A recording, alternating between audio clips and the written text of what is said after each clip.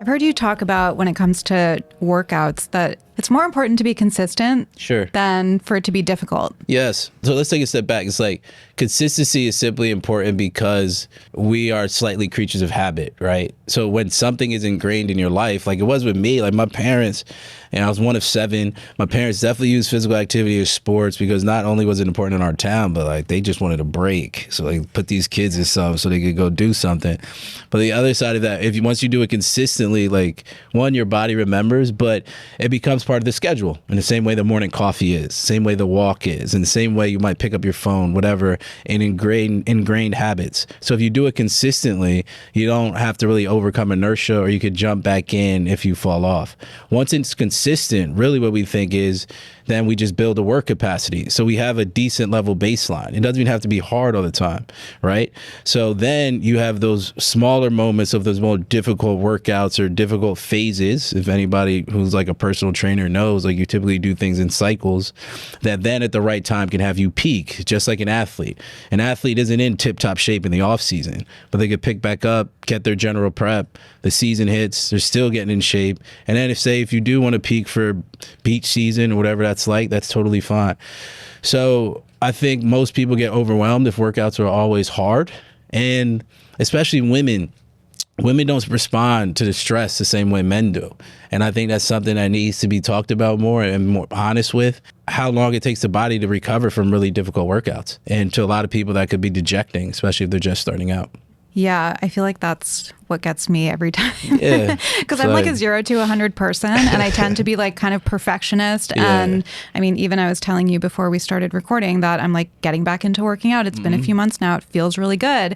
But I want to do that 0 to 100. I want to do really hard workouts every time. Well, why? And like, I know. But I don't know. have an honest question. Why? Like, I guess coming from my world, but like I played college football. I did all that. Like I've done really hard workouts. Why do you want to do a really hard workout? How do you think you get fit? So if you think you did a hard workout every day. Yeah. Like 5 days a week. If you think you did 5 hard workouts in a span of 7 days. Yeah. You think that's beneficial? To get to your goal is because you want to get there faster. Yes. Yeah. So I guess really what it comes down to is like understanding frameworks for how adaptations of fitness occur, right? So it's like if you're physically trying to improve, you also got to look at how long you'll take to recover and how it'll impact your body, but also the things that help you make energy, which are mitochondria.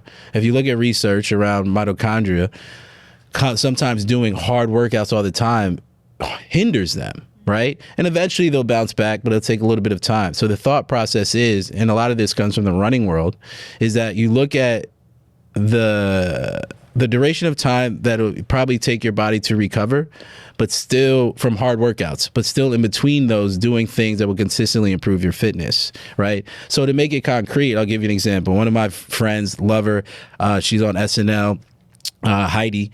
She came to me one time because this was years ago when I was in the gym more. She came to me one time because she was training she had to walk a carpet. And she was frustrated, she was dejected, she was sad. She's like, I've been working out so hard and I just seem to be getting worse. I don't know what's going on. I'm like, well, what have you been doing? And basically she had been doing like 45 minutes a day of insanity style workouts. So always hard. But she's like, I'm not recovering. I'm not getting the progress of where I need to be. Basically, it's because that's not how the body works. So especially for women, if you're constantly going back to back to back to back, what ends up happening? You've probably seen it. You look a little bit puffier. You're not sleeping as well. Those things aren't working. So the key really is to intermittently introduce those hard workouts. So what we have called a supercompensation effect, which is basically those hard workouts in the short term will make you get worse. And then you got to give your body enough time to bounce back so you get better, because essentially it'll adapt. So the thought process there is, let me stagger the hard workout strategically. So what we did was basically we had a hard workout once, probably every 4 sessions. The rest were improving recovery. So that's like aerobic base. So that's why zone 2 is so big right now, because really it just helps improve recovery. Make sure we do strength, right? So strength, lifting weights, those types of things may make you sore, but don't really overwhelm you too much. And then more so those really hard workouts, probably, 2 to 3 every 10 days. And then you see how you particularly recover. So really, I think a lot of it is understanding there are not even non-conventional, because within the literature it's relatively conventional. It's understanding how the body actually adapts to stress, and then understanding that doesn't happen that fast. So just because you work out on Monday, go to sleep, and then work out again on Tuesday doesn't mean that's giving the body enough time. So to make it succinct, for every person, just experiment with it. I probably need 2 to 3 days really to recover from a hard workout. But in between that, you can still be active. You're eating well. You're making sure you sleep, more lower intensity workouts. And we've seen the impact that like the HIIT revolution or whatever in the 2010s, early 2000s had on women. There's a lot of pop-ups of thyroid issues that people now had, a lot of pop-ups of adrenal fatigue, all that. And it's because people were going too hard. Women always ask, why do I get puffy when I work out? All right, you want to hear this? Yeah. I call it the bloat phase, but it's called also a de-bloat thing if you know how to do it right. Okay. Everybody's afraid, and I've seen it happen, and this is just my theory on it. I'm not going to say it's completely like validated, but basically it's that you want that bloat short term. Right? Especially if you're like starting out and going hard. Because a few things that I've noticed that happen with women is like, you guys often don't drink enough water. So if you don't drink enough water, for whatever reason, the body holds on to it. You could look at it vasopressin or whatever. Like I'm not sure the complete hormonal cycle that's happening there, but you hold on to water. So first step is like just drink a bunch of water. But that water and that working out is essentially going to cause a slight inflammatory response, which is fine because that's how the body then signals the right things and gets the positive responses from fitness. But that slight bloat that we see when you start working out is really like the body and muscles holding on to a little bit of water and other things for nutrient delivery, because your body needs nutrients delivered through the blood and it cleans itself up through the lymph and all that to be able to then get back stronger and recover better. So at first, this is a mistake that women often make. They see that bloat and they go harder instead of being patient, because it disappears. I've had women lose almost 8 pounds. It sounds crazy, but 4 to 8 pounds overnight after a period of about 3 to 4 to 5 weeks that gives that body the time to recover while they're still eating well, making sure they hydrate. But I've had to talk them off the ledge. I'm like, believe me, I know the scale hasn't moved yet, but I promise you in about 3 to 5 weeks, if you keep doing what I tell you to do, you're going to drop weight if that's their needed goal. And that's what we've been working towards. So essentially it's a short-term inflammatory response, that puffiness, especially that we see in women, that's just a result of the body reacclimating itself. And then it's like, oh, I get it. I'm fine. I don't have to stress. And then whoop. But if you keep trying to push, you fall too deep in a hole, and the alarm reaction stays elevated in the body. And especially we see that more with women. And that's where it kind of, that cascade, and it never goes away. And are they training during that time? They're training, like during that 3 to 5 week. Yeah. So basically, that's why they're puffy, because they're just it's just like a little bit of an alarm reaction due to the new stimulus of the weights, the cardio, that type of thing, and their body's just kind of reacclimating itself. But that's why the lower intensity, more stress reduction focused workouts are important. Making sure to nourish the body, because you want to be in a caloric deficit if weight loss is your goal, but you don't want to be in such a stark caloric deficit where the amount of energy that you're burning versus how much you're consuming is too large, because low energy availability is especially in female athletes is a bad thing. So yeah, it's just like in 3 to 5 weeks, and it typically goes away, and the body realizes it could deal with the stress that was presented, and then the sanity is all restored in the kingdom of the women's mind. Yeah, that's me right now. I'm puffy, and Jenna actually said something very similar. She's like, no, we're going to keep doing. And she doesn't push me super hard. We were talking before about this balance of not pushing me over the edge, and then it's counterproductive, and then I can't work out. We've really been gradually building up, and I'm feeling a lot stronger, and I'm feeling muscles like in places I didn't have muscles before. And she's like, just wait, it's all gonna like melt away, and you're gonna see all of your hard work beneath that. And I'm like, all right, I'll stick with it. But yeah, it's interesting that you said, like, I think a lot of women do, and myself in the past as well, feel like, oh, I have to go harder. Like, it's weight. I have to go harder and lose the weight. And then How is weight lost? How is weight lost? You expend more energy than you take in. But where does weight go? If matter's not created or destroyed, and this is actually a very recent thing, like people have been trying to figure it out. So when you lose weight, where does it go? You breathe it out. Okay. Right. So that's the respiration is essentially the thought process right now. Right. So if energy is usually created through our metabolism, through specific cycles and generates ATP, one of those being aerobic respiration, you need oxygen. So you're breathing it out. Right. So the thought process then there is two things. One, you need to be able to essentially have a good respiratory system. So that's why those aerobic conditioning workouts are very good. And then the other side of it is once you stimulate muscle, what? A pound of muscle, a pound of fat, they both weigh the same, but you got to look at which one takes up more space. Muscle takes up less space than fat.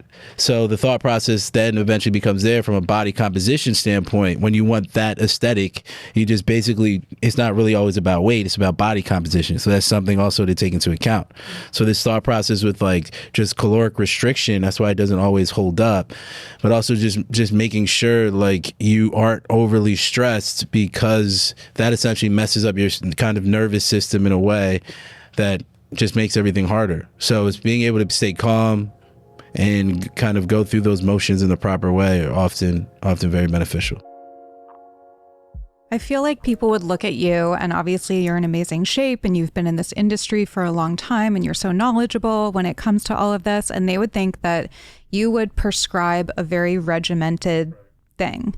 And actually, when I've listened to you both on your show and in other interviews, I feel like you have a lot of restraint when it comes to what you do prescribe to people. And you've said that, you know, it doesn't take a lot to elicit a positive response. And I think that that's really refreshing to hear. I think you even maybe said on somebody else's podcast, like 2 days a week of strength training is enough to make a positive impact. Obviously, I think that what happens if you get 2 days a week, then you want to build some momentum, and it becomes this cycle where, you know, it affects, to your point, every area of your life. You want to eat healthier, you want to, you know, sleep better, take care of yourself better. But if somebody is just starting out, I think that that is really encouraging and really manageable to hear, wait a second, I can do 2 days a week and I can have a good outcome. Well, Ariel, if the data will tell you quite clearly that if you look at all of the potential results, let's say, that you can get from strength training. Okay, so like, let's say it's on a scale of 0 to 100. The data will show that you'll get 80% of it with 2 days a week. So, and this is how it works, right? 2 days a week will get you 80%. Adding more gives you diminishing returns. Okay, so another day a week, now I'm going to get to like 85%. Another day a week. And so you get these diminishing returns for every day that you add. But that's also not considering that within 2 days a week, there's a lot I can do. Every time I add weight to the bar, I'm progressing. So my routine has now moved to a new level. How long can you progress on 2 days a week? A long time. If somebody hired me, a healthy young woman hires me and says, I want to look sculpted, shaped. I want to have a good, relatively lean body fat percentage, around 20%, which is good, healthy, lean body fat percentage. I want to feel good. I'm going to encourage her to be active daily. And usually I'll use step count as a way to do that. You can do other ways as well, but I'll say, okay, let's aim for 8 to 10,000 steps a day. That's healthy. So you want to be active. We'll talk about diet, how to eat in a way that's healthy, that's sustainable, that's not super stressful. We could talk about that. And then with the strength training 2 days a week, you're going to progress for 3 years. So for 3 years, 2 days a week, I'm going to be able to get you nice, consistent progress. Now, after 3 years, which by the way, you're going to look great. People are going to look at you and be like, oh, she works out. You're like, okay, now I want to take it to another level. All right, we might add another day. Now you're looking at 3 days a week, and now you're most of the way there. Now you want to go 4 or 5 days a week? Well, now you're talking like, do you want to compete? Like, at what point is this like, something I really want to do, or am I happy with where I'm at? And I have yet to find, it's pretty rare when I've trained someone that long with good consistency where they're at 3 days a week and they're like, I need more. They're always like, man, this is it. Like, I'm crushing. I feel great. And that's just how good exercise programming works. And strength training is like that. Strength training is, what you want to do with it is you want to use it to elicit an adaptation. So there's value in being active, but with strength training, the value is not in the being active part. So like I said, you need to be active every day. So just walk. And there's other forms again, but you could just walk, and there's your activity right there. There's the value of activity. Okay, now when I'm strength training, What am I looking for? Just to be active? No. We want to trigger adaptations, which are strength and muscle, which of course gives you the look you want, the faster metabolism, the hormone balancing, all that stuff. And 2 days a week is more than enough. And I can work with that for a very long time. The other side of this too is, Ariel, if you hired me and you're like, I want to accomplish this. This is my goal. I want to do this, this, and that. My goal with you is to be able to do this, to help you do this for the rest of your life. I'm not interested in you getting in shape in 3 months. Now, you may tell me in 3 months I want to look whatever, and I'll help you do that. But my top goal is, I want to get this person to do this forever, because I'm not interested in you, quote unquote, getting in shape in 3 months and stopping. That means I failed as a good coach. I'm just thinking, are you taking new clients? That sounds amazing. We have trainers now. We just started working with trainers, and we're growing it really slow because we really have really high standards. And this is coming from someone that sells digital workout programs. Nothing will impact you in a more positive way when it comes to fitness than working with a good coach. There's nothing comes close. You have a good guide that guides you through this process. There's nothing I can do in a podcast. There's no digital workout program. There's no diet recommendation I can do that'll even come close to that. But a good coach knows this. And again, I'm telling the truth here. And for anybody who's watching, is like, is that for real? Yeah. Look, I'll tell you right now. I'll give you a basic breakdown. Of course, there's individualization, but here's your basic breakdown. You could choose from 8 exercises, some kind of a press, a horizontal press, like a bench press or incline press, some kind of an overhead press, a deadlift of some type. So it's like a hip hinging movement. So it could be a trap bar, straight bar, deadlift, some kind of a row would be good in there. Maybe something with rotation, maybe something lateral, and then you can throw in some core exercises and rotate through those exercises and practice them and get stronger at them and feed your body appropriately. I got to say this over and over again. If you don't feed your body appropriately, I don't care how effective your strength training program is, it not only will it not build muscle, you'll actually go backwards. You can get osteopenia with strength training and not feeding yourself properly. So feed the adaptations you're looking for and rotate through like 8 exercises. And for the next 3 years, you'll see nice, consistent progress. I think that's something that a lot of women, especially, and men, I'm sure, have learned that it's difficult to unwind, is that it's like no pain, no gain. Sure.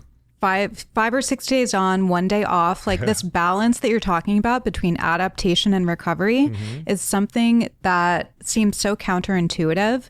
And I know this happens for me as well. Like I'll start working out and getting really into it. And then you feel good from that. And so then you want to add more and more and more. And you think more equals more results. And then if you think, oh, I take a day off, I'm going to lose my progress. And anytime that I have anybody in the fitness world on my podcast and I give the audience an opportunity to ask questions, I get so many questions around that. And there's this fear. I don't know if men have this, but I know a lot of women have this, where if I take a day off or if I take a week off even, or if I get sick or something happens, I'm going to lose all of my progress. And it's almost like people feel like once they start, they cannot stop. Otherwise, it doesn't work that way. Yeah. Think of it this way. If you had you have a graph here, over here is nothing. Over here is too much. The perfect dose will get you the best results. More than that will not get you better results, will actually give you worse results and can cause problems like hormone imbalance. And you see this especially in women, but you'll see this in men as well, where their testosterone starts to plummet. So think of it this way. You have a headache. I have a bottle of ibuprofen. There's a right dose that'll get rid of your headache. There's also a dose that'll kill you. Okay. So the right dose, it's what's best. Now you mentioned recovery, but really it's adaptation. Recovery is the healing process. Adaptation is what happens both simultaneously and after recovery, where your body is trying to, is super compensating, overcompensating. So if I were to rub my skin with sandpaper and break down some of the surface skin, my body would initially need to heal the skin that was worn down. But then what it would do is it'd add a layer or two of skin to resist that same insult later. Now, if I do that over and over again and I do it appropriately, I'll develop a callus. If I rub the heck out of my skin, I'm just going to bleed. And so this is what people do with exercise. And now those of us who are really committed and consistent, we tend to start at the right dose, and then we start to see how much we can tolerate. So it becomes a game of how much more can I do and still see some results, not realizing that we're leaving results on the table. We're going with what we can tolerate, not with what's ideal. So to put it in a different way, if you were to look at your whole year of exercise, 90% of it is going to look like this. And then there's that 10% where you sprint. So there are those moments for people who are really consistent, which is about 10% of the time, not 50% of the time, where you are pushing it a little bit. Now, of course, the more advanced you get, the louder, or I guess the louder the signal needs to be, the harder the stimulus needs to be to elicit more change. Somebody who's been doing this for 5 years consistently, what they need to do to get their body to get a little bit stronger is very different than what someone would need to do in the first 3 months or the first year. And that's just how adaptation works. And obviously it's not perpetual. If it was, I'd be bench pressing 5,000 pounds by this point, but it just doesn't work that way. The metric that I like to tell people to use, especially in the first 3 years of strength training, is strength. It's the most objective metric you can use, not the scale, not even DEXA scans or body fat percentages, but strength. If you're getting stronger, you are building muscle. It's the strongest correlate to that. It tells you a lot. If your diet is off, you won't get stronger. If your sleep is bad, you won't get stronger. And if your workout programming isn't appropriate, you won't get stronger. If you're getting stronger, you're good. Don't think to yourself like, can I do more? It's like, I just added 10 pounds to my squat. I'm doing great. I want to talk about the different components to like getting in shape, right? Because we were talking before we started recording, everybody wants to be told what to do. And you can tell people what to do, but then there's another part of that, right? People need to find the discipline, and that's huge. And I know that you talk about discipline a lot, and that's often the biggest hurdle, right? Because we all kind of know what to do on some level, but it's the actual doing it that's the hardest part. So let's kind of break it down to like mindset and then what we actually need to be doing. As a trainer and a gym owner, I've been doing this a long time, and you run into so many different people at so many different stages of their life. There are people who go to the gym but kind of half-ass it. There are people who've never been to the gym who don't even know where to start. There are people who go to the gym and want to dial it up, who are in great shape and I have a mixed bag of nuts in both gyms and throughout my career. And you just have to meet people where they're at and try to figure out what they need right now. And everybody wants everything right now. I mean, that's society, that's America, that's how things go. But you have to break it down. So for instance, somebody who's never worked out before, I had a guy come in with a full head of steam in January, and he's like, I want to come 5 days a week. Loaded. He just got sold his company. He's like, I got nothing but time. Give me a diet, give me a workout. I go, how old are you? He's like, I'm 44 years old. Have you ever worked out? Judge by looking at him, he looked like a bag of milk. And I was like, you've never worked out a day in your life. Let's take things one step at a time.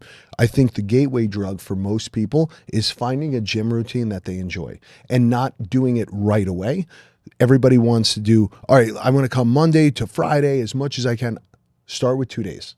And I want you to kind of long for it. I want you to miss it a little bit so that you come back. So I always start people with 1, maybe 2 days.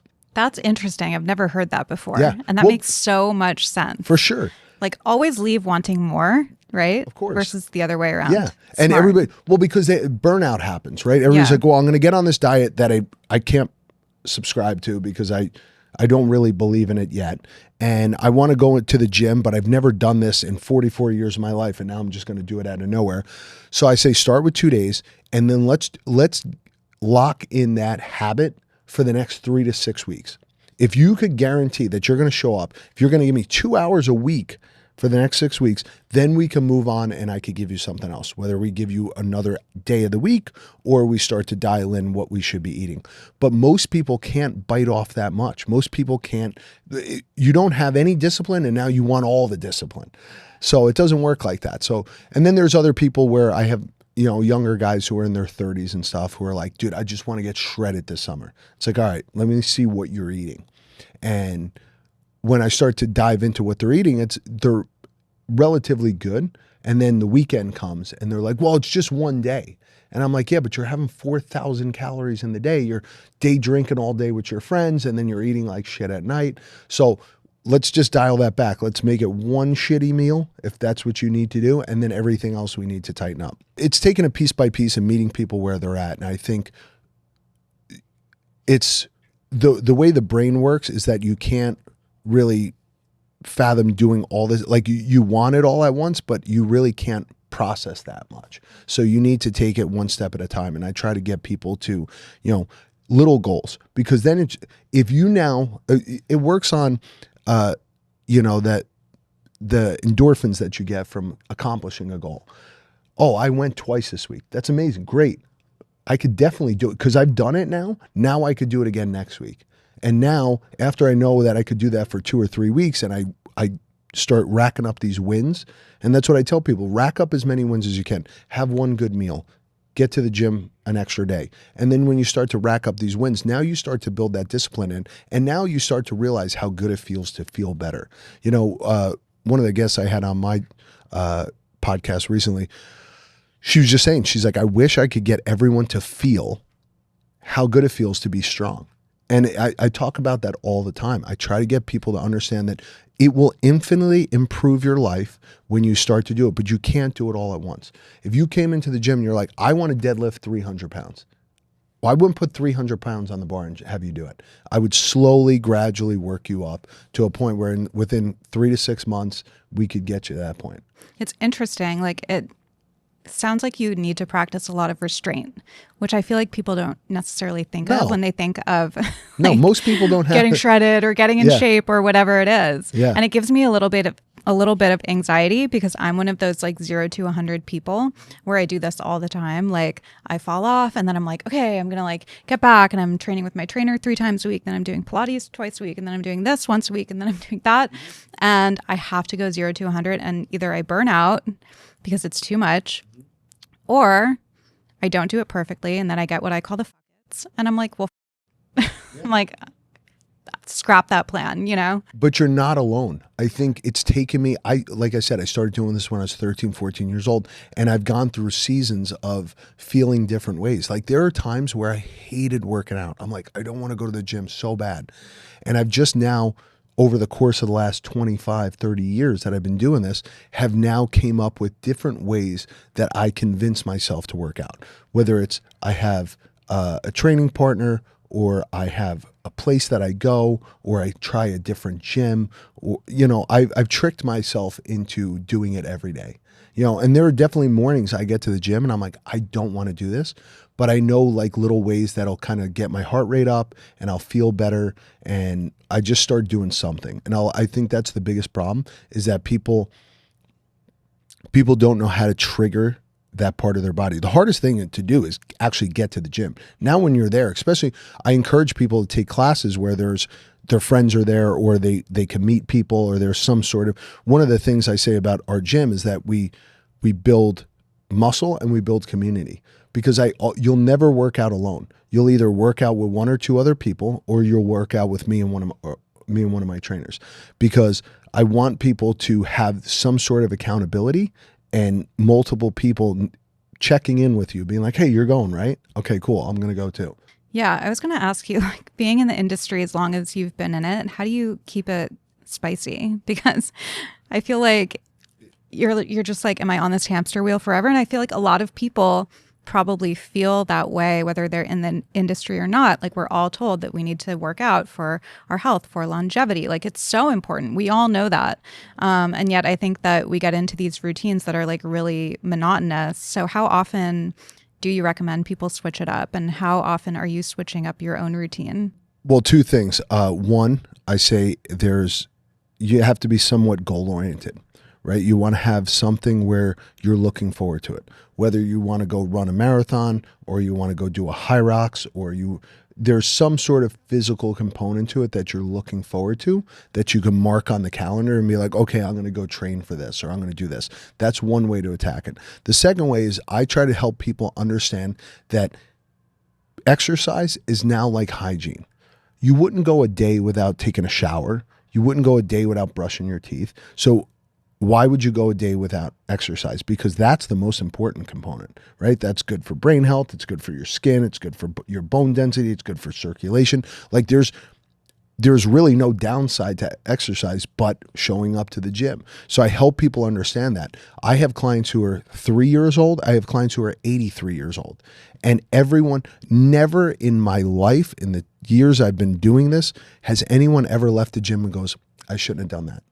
You know? Before the gym, they're like, think of 1,000,001 excuses why they shouldn't go. Oh, I could go drink with my friends. I could go over here. Oh, there's a store. I could go shopping. And you'll get 101 distractions. But as soon as you're there and there's somebody like, hey, let's go, you got to start moving. I think that's what helps a lot of people. Most of the time I tell people, I go, I'm a strength coach, but at the same time, I'm an accountability coach. I make sure you're there. And, you know, some people, if there's money on the line, they're like, oh, I don't want to waste the money. So they show up. Other people, you know, feel accountable to people. Other people feel like, oh, I don't want to stand my trainer up. That's rude and obnoxious to do that. So I think just finding what works for your mentality. I think there's a lot of people. So for me, how I've switched it up over the years, I wrestled and played football in high school and college, right? I wrestled all through college. Then after college, I got into jiu-jitsu a little bit and then started doing endurance racing. After I started doing endurance racing, then I found CrossFit. After CrossFit, I started doing jiu-jitsu again and powerlifting and things like that. So it's been this cycle of different ways to test myself. But for me, what always sits in the back of my mind is I cannot tell people to go and do these things without doing it myself. I can't say to you, hey, you should go run the New York City Marathon. Having never ran the New York City Marathon. No, not happening.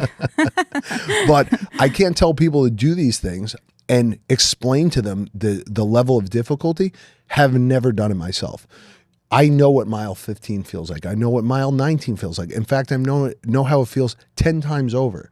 So what I tell people, I go, do different things, put something on the calendar, and a lot of people are always like, summer's coming. Yeah, I have a wedding coming up. Yeah. So it's like, okay, you have this hard stop. Like, hey, I'm going to, so what is in LA? 6 weeks in Europe. Okay. June 4th. Okay. Let's go. So That's you where I got am right now. You got something on the calendar. Yeah. So now it's like, all right, how do I make this a routine? How do I not break that routine? How do I stay disciplined? And you don't have to, if you enjoy doing Pilates, then I encourage you to do, like the days you don't want to do anything, go to a Pilates class. Go and do it. Go do something. You know, for instance, like with a lot of my clients, they're like, oh, I don't want to be here. It's 5 a.m., 6 a.m. I'm like, all right, let's just throw the ball against the wall or slam it down, or, you know, let's do a couple band press downs or something because anything will start to get your endorphins going and get your heart rate going. So I give them like little tasks to get them going. You know, pushing a sled. It's just simple things that don't take any skill level, that aren't as daunting as a task, and they just start doing it. Yeah. I am in a phase right now where I like what you said about accountability. Like I have to have a trainer because I need I like somebody who's going to be kind of mean to me. I have trainers that I have a great relationship with, and so they can be mean to me, and they'll text me and be like, hey, what are you doing? You're up in 5 weeks. Like they see what I'm doing on social media and stuff like that. My trainer was like, I need that body perfect. You better be working out today. Like things like that. That motivates me, and I'm paying them. So it's like a double accountability. It's a double whammy, No, I have a client who I saw this morning. She had a surgery a couple weeks ago, and she had kind of fallen off. I see this girl 5 days a week, and she's incredible. She does everything I ask her to do, and then she fell off. She had the surgery. She's like, well, when should I come back? I go, now, because if you're wearing a tankini at Dumbo House, I was like, people are going to make fun of you. So get your ass over here. And she was like, all right, I needed to hear that. Because most people do. Yeah. Like if I start to fall off, like even I go to this jiu-jitsu gym, and all the guys I roll with, all the guys I'm with, they're like, dude, you haven't done a tournament in like 6 weeks. I'm like, I haven't. They're like, oh, you're getting soft. You're getting old, blah, blah. I'm like, all right, that was like the kick in the ass that I needed. Most people need that. Everybody's like, oh, that's rude and that's mean. It's like, no, it's not. It's reality, right? It's not a, you know, a lie. we're falling off. We need to hear from somebody who gives a shit about us. Because if your trainer didn't care, I don't think your $200 or $300 is going to make or break the guy, but he's trying to keep you accountable. We all have longevity goals, but we're also all vain as well. Yeah. So is there like an ideal diet when it comes to maintaining or losing weight in a healthy way as well? Yeah. I really think it's just whole foods. Like I don't, at this point in my life, I have calorie counted in the past. I do definitely check my body composition. I think it's an important longevity metric. So we not only want to know, like, of course, weight, but how much muscle we have. Muscle is super important to me. In terms of diet, I think if you eat whole foods and you hit your minimum protein, you're going to be so much more satiated, right? Because if you eat protein, you're not going to have all these cravings. And then also sleep. I mean, if you get a high quality night of sleep, you have significantly less cravings because even one night of poor sleep increases your hunger hormone, ghrelin. So you're literally more hungry than you would be if you just got a good night of sleep, Yeah, I had 5.5 hours last night. Oh no. See, yeah. My boyfriend, we just got back from a trip and so he's jet lagged. I usually don't get jet lag at all. It's crazy. That is crazy. And yeah, he like woke up at 5 to go to the gym, but we had gone to bed at like 11:30. So I was like, ugh, this is not. Oh my gosh. Well, in general, do you always go to bed at 11:30? No, I usually go to bed. I used to go to bed around 9:30 and get up at like 5:30 to 6:30. With him, it's a little bit later usually just because like work schedules and when we're, I don't know. It's just different. So usually I do like 10:30 to like 6:30 or 7. Okay. I would encourage you to like bump it up before 10 if possible, because sometimes if you stay up to 10 or later, you get this like second cortisol burst and then you might want to stay up later. And we know as women too, like getting in bed earlier is great for our production of hormones because the deepest stages of sleep, goes in about 90-minute cycle between deep REM and light, but you can get the best amount of your deep sleep if you get to bed a little bit earlier. I mean, 10:30 is still good, but I always recommend everyone getting to bed by 10. Mm-hmm. Yeah, that's my dream. It's just not always. I go to bed at 8:30 every single night. Oh my God. Yeah. And you get up when? 5? Naturally, usually about 5:30. Yeah. Okay. I don't use an alarm clock. I've been really, grateful, but I was doing this like test because in the literature, it only says that women need about 11 to 20 minutes more sleep than men. I'm like, this can't be right. Let's just see. And so I just, optimized all my sleep. I woke up whenever I wanted it. I'm still doing that. And I need at least, usually 45 minutes to an hour more than my husband. When I'm in my like luteal phase and during menstruation, I even need more than that. So yeah, I've been doing a little bit of a test, but and how do you optimize your sleep? What's the temperature? Yeah. Are you sleeping on a special mattress? Like how are we sleeping? All the things. So I think your wind down routine is so important. It's actually been so fun because my mom's like a little into what I do, but she's here with me right now in LA. So it's been like, I don't know, like a health boot camp or something she's going through right now because she doesn't have her like regular snacks and she's going to bed early. So I'm telling her it's like so important to wind down properly. So first of all, let's start in the morning. You got to get sunlight into the eyes. We all know this because it tells your body and your brain what time it is. So it jumpstarts your circadian rhythm. Our circadian rhythm is super disrupted because we're looking at phones and TVs like late into the night and we're just blasted by blue light. So first thing in the morning, 10 to 30 minutes of morning sun.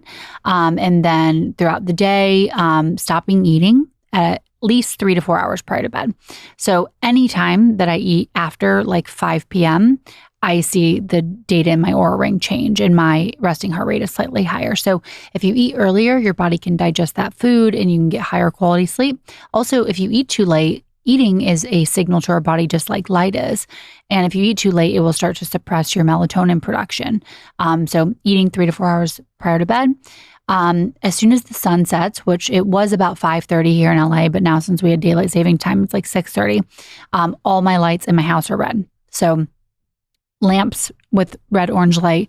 My husband does like to watch television. So there's a red light filter on the TV, red light filters on the phone, or you can wear blue light blocking glasses, but really big for improving quality of sleep.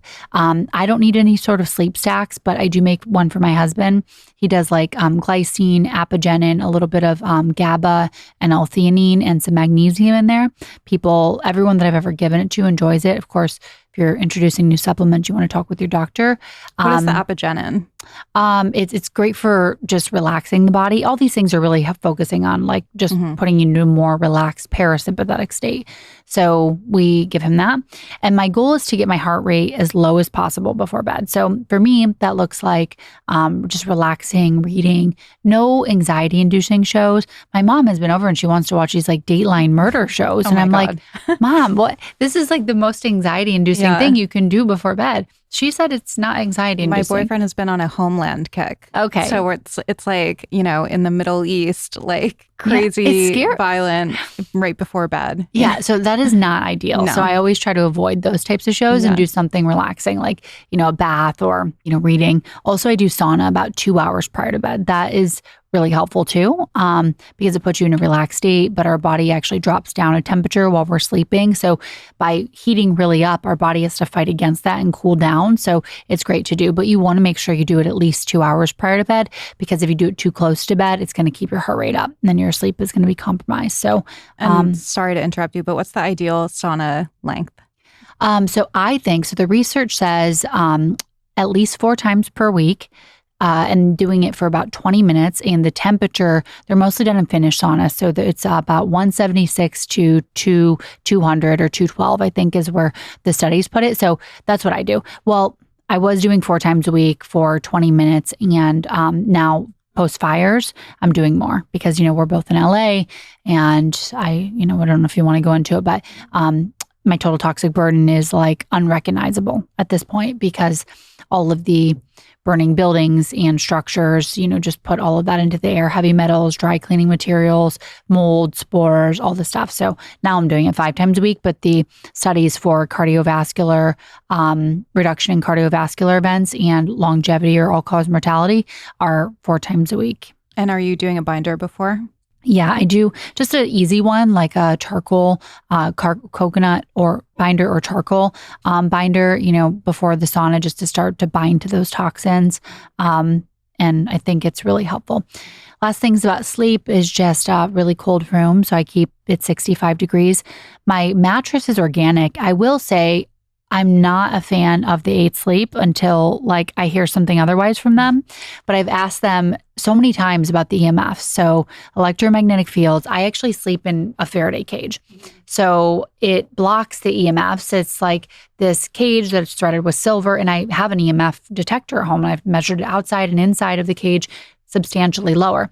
We also have a Wi-Fi switch. So at night it switches off the Wi-Fi. But the problem is, this in LA, even though your Wi-Fi is off, your, neighbors are so close and their Wi-Fi is probably not off. So I just sleep on an organic mattress because, again, I'm really worried about the smart mattress, right? I'm like, this can't be good for us. Yeah. Personally. That's what mattress do you like? Avocado or brand? I have an Essentia mattress. Okay. So it's like GOTS certified, highest level of certification, organic. And then of course the organic sheets and pillows and blankets. It's interesting because VOCs are these volatile organic compounds. If they are off-gassing, so when you jump onto your mattress or land to your mattress at night, a big poof of air. So if it's not an organic mattress, it can have formaldehyde in there. It can have all these different known toxic chemicals, and you're breathing that in while you're sleeping, and it can actually disrupt your sleep. So super important to have a high-quality mattress and air filtration. So I have an insane amount of air filtration in my home, but also specifically in my bedroom because I want it to be as low tox as possible. So I have multiple Jasper air filters in there. I have those too. Yeah. So I have sponsor the show. I love that. Well, yeah. Thank you, Mike, for those Jaspers. But yeah, I have 2 Jaspers in my bedroom, and it's a small bedroom like this. So, and that's interesting. So are they ever at different readings, being on different sides of the room? Or is it just to get that extra filtration? Yeah, just to get the extra. And I actually keep them on 3. What is the best optimal nutrition for brain health? Because there's so much information out there and so much conflicting information. It's hard, I think, for people who don't have any kind of background in this or who don't sit there on PubMed or whatever to really be able to understand what is the best route for them. Yeah. So I think we sometimes overcomplicate it. You want to eat whole foods. There's not going to be one ingredient or you're going to eat a bunch of blueberries and you're not going to get Alzheimer's disease. That's not the case. But if you eat whole foods every single day or, 6 out of the 7 days of the week, you're going to be in a great place. I think you should have animal products like meat, fish, eggs. All of those are incredible for your health. In terms of omega-3s, those are great for the brain, and they can reduce signs of depression. They can reduce risk of neurodegenerative disease because they're anti-inflammatory. I personally can't get enough from fish, so I supplement. And you really need to get a lot. You want 1 to 3 grams of EPA per day. That's really hard to get from your diet. But still incorporating fish and shellfish and all those things is going to boost your levels somewhat. With people who are diagnosed with some kind of cognitive impairment, dementia, Alzheimer's, whatever it is, you hear that it started potentially decades prior to that. What are some of the things that influence that? Is it just this kind of culmination of exercise, sleep, stress, I would imagine, has a really negative impact on the brain? Maybe not a great diet, maybe some other kinds of inflammatory conditions or diabetes. I know that there's a genetic component to it, but like, what do people mean when they say it started 10 years ago, 20 years ago? So some of the first signs of neurodegeneration is not the plaques. It's actually microglia, which are the brain's immune cells. And so it's really the early signs are a lack of good blood flow and inflammation. And there's a few pillars that you can do to address that. One is exercise, which we talked about. You want to make sure that you have really, really good blood flow by pushing zone 2 and pushing zone 5. The other is sauna. So if you sauna, you can have a 66% less likelihood of getting dementia. And you want to sauna 4 times a week at a range of 175 to 190 temperature Fahrenheit. This helps both with the blood flow, where your blood is pumping. When you're in the sauna, your blood is really, your heart rate goes up. It can go up to like a zone 2 rate. And also it stimulates heat shock proteins. And heat shock proteins are chaperone proteins, and those help with protein misfolding, which is a major issue with Alzheimer's disease as well as other neurodegenerative diseases. And so when you have those two mechanisms working in concert, you get this beautiful reduction in risk. 40% less likelihood of all-cause mortality, meaning dying of anything, cancer, neurodegeneration, heart disease. Those numbers are staggering. It's insane. It's insane. Why isn't every single person in a sauna if it's that impactful? I think some of the pushback was originally, wealthy people sauna, so maybe it's the wealth. But actually, those original studies, they were comparing 4 times a week to 1 time a week. So even if you can sauna 1 time a week, you're probably in a different category than someone who can't sauna at all. And also now we have more and more mechanistic studies and some burgeoning clinical trials looking at sauna use. So the evidence is piling up. If this was a drug, it would be $1 billion industry. Right. It's insane. So everyone should sauna. It's the best thing for you. What's your sauna routine? So I was originally saunaing at night, but now I've been saunaing after exercise because 2 things. One, it can help with muscle growth. But the other is sauna makes your mu-opioid receptors more sensitive. Mu-opioid receptors bind, or endorphins bind to mu-opioid receptors. So after you have that workout, then you have more endorphins, and then your sauna use makes your mu-opioids more sensitive. So you have this massive mood boost after. Amazing. Is that why they say that it can raise endorphins, or is that just from your heart rate being elevated? Yeah, it's probably from heart rate, as well as endorphins tend to increase when you're kind of in a negative physiological experience because it's your body's way of having anesthesia. So if you're on a really long marathon or if you're, in the sauna, you're going to have endorphins because your body's under stress. Got it. What about cold plunging? Is there any evidence to support that when it comes to brain health or longevity? There is. I think we need to be a little bit more careful as women, just because, again, we are more sensitive to hormetic stressors. So the same protocol for a man for cold plunging could cause us long bouts of excess norepinephrine, which is sort of a stress signal, as well as excess cortisol. So you just really want to be aware of how your cold plunging is affecting you. Do a 2-week trial period, see how it works. It may even be better to do it in your follicular phase versus your luteal phase. You just want to really be aware because honestly, we have to design our own protocols like everything has been designed for men.